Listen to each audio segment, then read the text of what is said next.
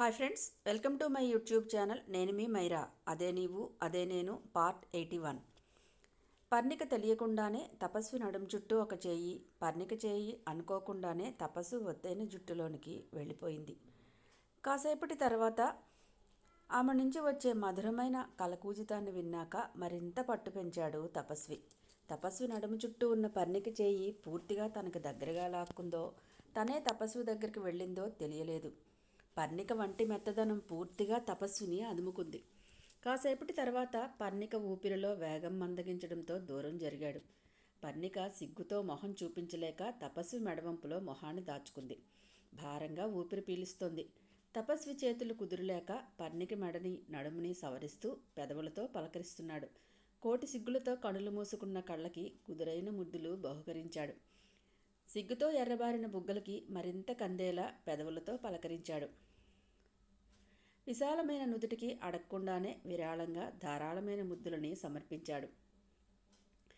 Pink రంగులో ఉండాల్సిన పెదవులు తపస్వి పెదవుల దాడికి ఎర్రగా కందిపోయి ఉండటంతో తమకాన్ని ఆపుకోలేక తన పెదవులతో మెల్లగా బుజ్జగిస్తున్నట్టు బ్రష్ చేశాడు. తపస్వి చేస్తున్న పనులకి ఒంట్లో కలుగుతున్న ఉలికిపాటు కుదురుగా ఉండనివ్వక తన నుంచి దూరం అవుతున్న తపస్వి పెదాలను దూరం కాకూడదని ఆ ముద్దుని మరికాస్త గాఢత పెంచాలని మెడ చుట్టూ వేసిన చేత్తో తన మీదకు లాక్కుంది. ఈసారి మొదటిసారంత కంగారు లేదు. కోరికగా తీరికగా మొదలుపెట్టి మెత్తని వెదవాలను దాటి పంటి చిగుళ్లను కొలుస్తూ మధురమైన ముద్దకి శ్రీకారం చుట్టారు ఇద్దరు. వారిద్దరి మధ్య గాలి స్తంభించింది. నిశ్శబ్దం మధురంగా మాట్లాడుతోంది. ఒకరి ఊపిరి మరొకరిని తీయగా పలకరిస్తోంది. అక్కడితో ఆగిపోతే దొరికిన ఏకాంతం అందరాని చందమామ అరచేతుల్లోకి వచ్చేసరికి మధురమైన ముద్దుల్ని లెక్కించాలని అనిపించింది ఇద్దరికీ. పెదవుల్ని వదిలిన మధువులు ఇంకెక్కడో ఏదో వెతుక్కోవాలని ప్రయాణం మొదలైంది. దూరం జరగాలని పర్ణికకి లేదు.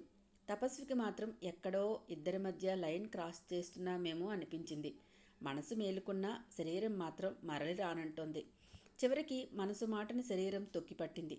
కందిన పర్ణిక చెంపల్ని చూసి వెనక్కి తగ్గాలని అనిపించలేదు. సంస్కారం మేలుకుంది. అమ్మకి చెప్పలేదు. అసలు నేను వచ్చింది ఎందుకు, ఏం చేస్తున్నాను, ఏదైనా జరగరానిది జరిగితే పర్ణిక మనసులో నా స్థానం ఏంటి అనుకున్నాక పర్ణికని గుండెల్లో దాచుకున్నాడు. కాసేపటికి మామూలు అయిపోయాడు. తపస్వి చేతుల్లో కాసేపటి క్రితం ఉన్న తొందర లేకపోవటం గమనించి తనని తాను అదుపు చేసుకుంది పరి. లయబద్ధమైన గుండె చప్పుడు వింటూ కళ్ళు మూసుకుంది ప్రశాంతంగా. ఇద్దరూ కొన్ని క్షణాల్లోనే నార్మల్ అయిపోయారు. ఇంతవరకు జరిగింది తప్పు కాదని అనుకున్నా పరి ఎలా తీసుకుందో తెలియక, పరి మనం తొందరగా పెళ్లి చేసుకుందాం, నీతో మాట్లాడి అమ్మకి చెప్పాలని ఆగానురా. అమ్మ హాస్పిటల్లో ఉన్నప్పుడే నిన్ను చూపించాలని అనుకున్నాను. నువ్వేమో చెప్పకుండానే వచ్చేశావు. ఇప్పుడు నేను వచ్చింది కూడా అందుకే అన్నాడు. నీకు నా మీద ఎన్నో అనుమానాలు ఉన్నాయి కదూ. అభిలా చాట్ చేయటం తప్పనిపించలేదా, పాపం జాలి అనిపించలేదా అని నువ్వు అడిగినప్పుడు చాలా ఫీల్ అయ్యాను పరి. అభిలా చాట్ చేయడం తప్పనిపించలేదు.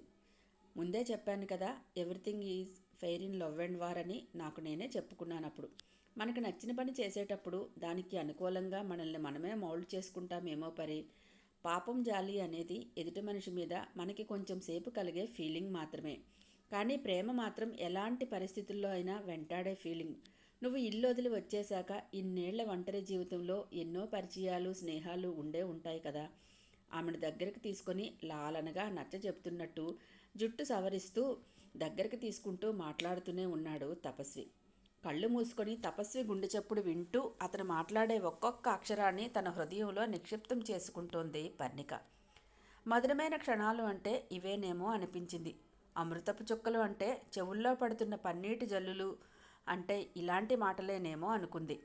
అభినైనా నమ్ముతాను, నన్ను నమ్మనని చెప్పేసి చెంపదెబ్బ గిఫ్ట్గా ఇచ్చేసి వెళ్ళిపోయావు. మీ అమ్మకి బాలేదనగానే నన్ను చూస్ చేసుకున్నావు చూడు. నాకు నీ మీద అక్కడే హోప్ వచ్చింది పరి. తపస్వి మాటలు విని మెల్లగా చేతుల మధ్య నుంచి విడిపించుకొని వెళ్ళి విండో దగ్గరికి నించుంది పర్ణిక. పర్ణికకు కోపం వచ్చిందేమో అని టెన్షన్గా అనిపించి మాట్లాడటం ఆపేశాడు. జారిపోతున్న చెంగుని సరిచేసుకుంది. చెదిరిన కురుల్ని మాత్రం అలాగే వదిలేసింది. సారీ అయినా థ్యాంక్స్ అయినా మనం అనుకున్న వాళ్ళ దగ్గరే చెప్తాం తపస్వి. అలాగే అభిమానమైనా కోపమైనా మనకు నచ్చిన వాళ్ళ దగ్గరే చూపిస్తాం. తపస్వి అనుమానాలన్నీ గాలికి ఎగిరిపోయేటట్టుగా మాటలు కొనసాగించింది పర్ణిక. అమ్మా నాన్నల దగ్గర కొన్ని విషయాలైనా దాస్తాం మనం. మనతో లైఫ్ లాంగ్ ట్రావెల్ చేయాలనుకునే వ్యక్తి మీద ఎన్నో ఆశలుంటాయి.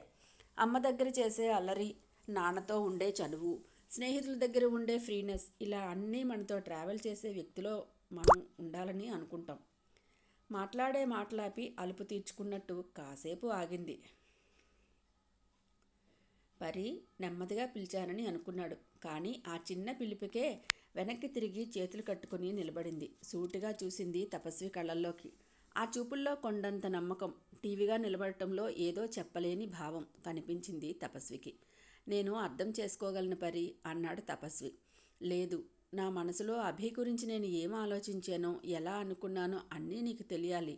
ఇలా తెలియడం వల్ల నువ్వు నన్ను యాక్సెప్ట్ చేసినా చేయకపోయినా నాకేం పర్వాలేదు. చెప్పుకోగలిగేది ఏదైనా ఉందంటే నీతో మాత్రమే అంది.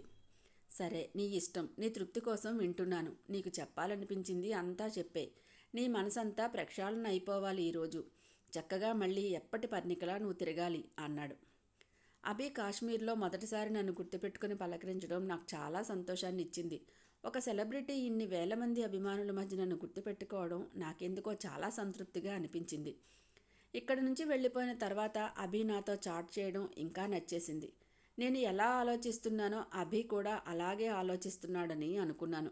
నీకు తెలుసా, అభి ఒక్కసారి కూడా నాతో కలిసి ఒక్క ఫోటో కూడా తీయించుకోలేదు.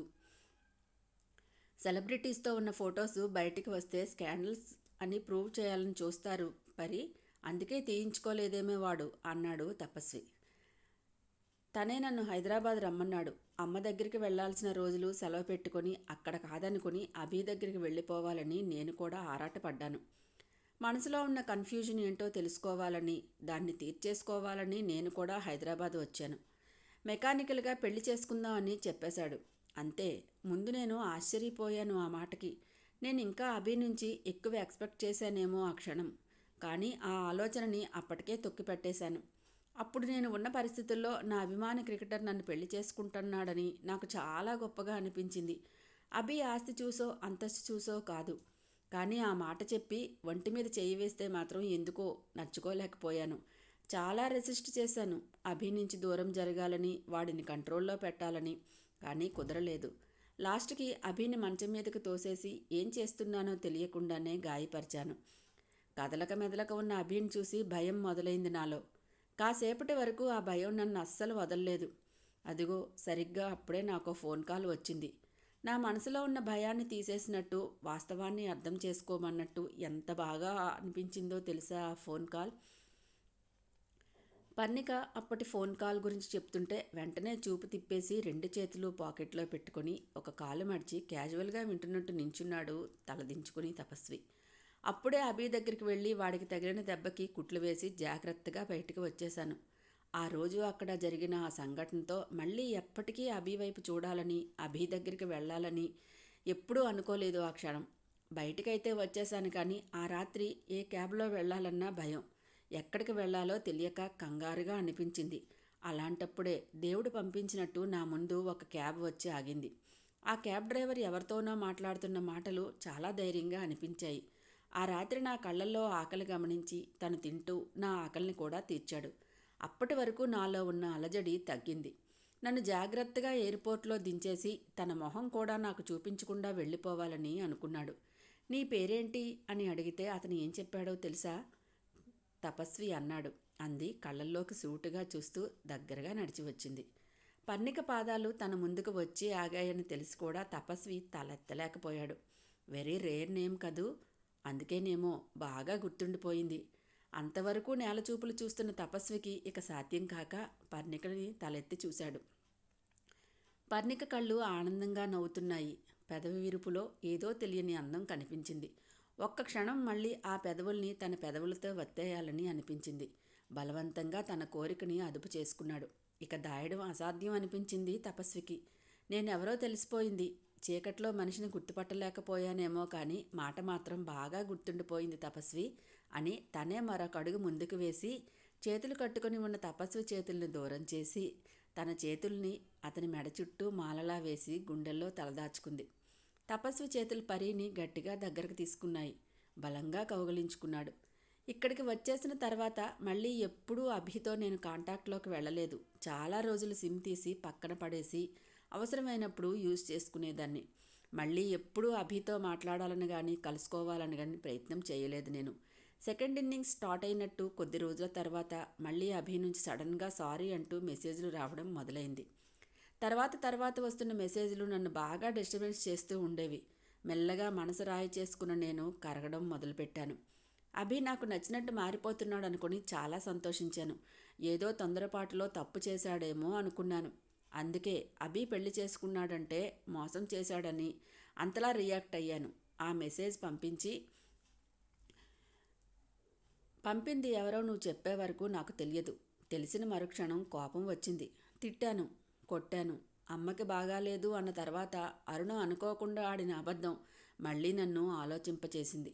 నిన్ను తీసుకువెళ్ళాలి అనుకున్నప్పుడు చాలా ఆలోచించాను. ఎంతోమంది కళ్ళ ముందు కమెంట్ గోలా వచ్చి అలా పాస్ అయి వెళ్ళిపోయారు. ప్రతిసారి నువ్వు తప్ప నాకింకెవ్వరూ గుర్తురాలేదు. అంటే అప్పటికే నీ మీద నాలో నాకే తెలియని నమ్మకం ఉందేమో. అది నిజం చేస్తున్నట్టుగా నువ్వు కూడా తర్వాత అమ్మ కోసం నన్ను తీసుకువెళ్ళినప్పుడు కూడా మళ్ళీ నీలో అదే కేరింగ్. చాలా ఆలోచించాను. నీ పేరుని మళ్ళీ మళ్ళీ తలుచుకున్నాను. కళ్ళు మూసుకొని మనసు చెప్పిన మాటను మాత్రమే విన్నాను. అది నువ్వే అని తెలిసిపోయింది అంది తలెత్తి తపస్విని చూస్తూ. కాసేపు పర్ణిక విరామం ఇచ్చినట్టు ఆగిపోయింది. పర్ణిక తల మీద గడ్డం ఆనించి తపస్వి మాట్లాడటం మొదలుపెట్టాడు. హాయ్ ఫ్రెండ్స్, నా ఛానల్ నచ్చితే కనుక లైక్ చేయటం, షేర్ చేయటం, సబ్స్క్రైబ్ చేసుకోవటం చెయ్యండి. ఇంకా నచ్చితే మీ ఫ్రెండ్స్ అండ్ ఫ్యామిలీకి షేర్ చేయండి. పక్కనే ఉన్న బెల్ ఐకాన్ని ప్రెస్ చేయండి. నెక్స్ట్ అప్డేట్ కోసం వెయిట్ చేస్తూ ఉండండి.